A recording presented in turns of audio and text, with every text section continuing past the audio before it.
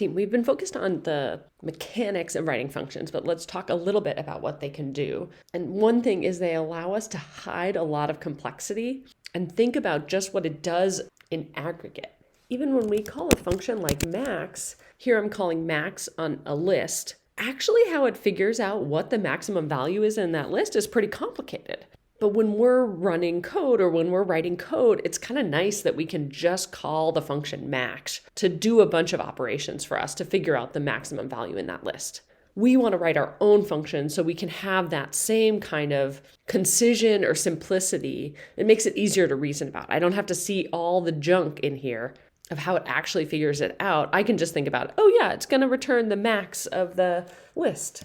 And I might save that as an output because max is a function that returns a value.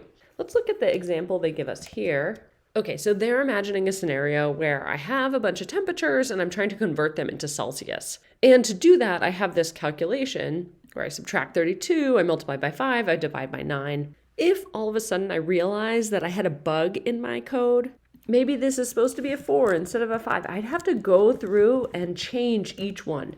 And if I didn't update each one, then I'd have a bug and that one wouldn't work. In big software projects, it's often like millions of lines of code. So that becomes really fragile. So instead, what we do is we define a function. Here I'll define a function Fahrenheit to Celsius, just like the reading does. And the variable I'll take in is a Fahrenheit value. I'll put my colon there. That automatically indents it for me.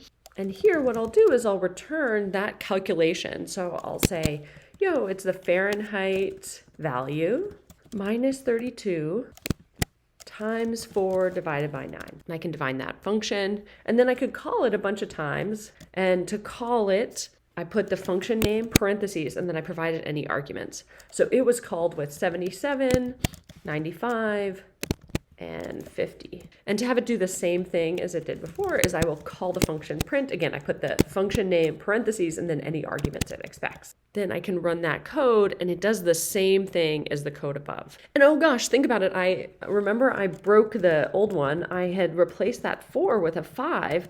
So above, I would have to change 3 lines of code to fix that so that they're the accurate values. Whereas here, because I have just that 4, that buggy 4, only once, I can just modify it in one place and all of the code is that calls that function will then start working. So that's one of the benefits we have of writing functions.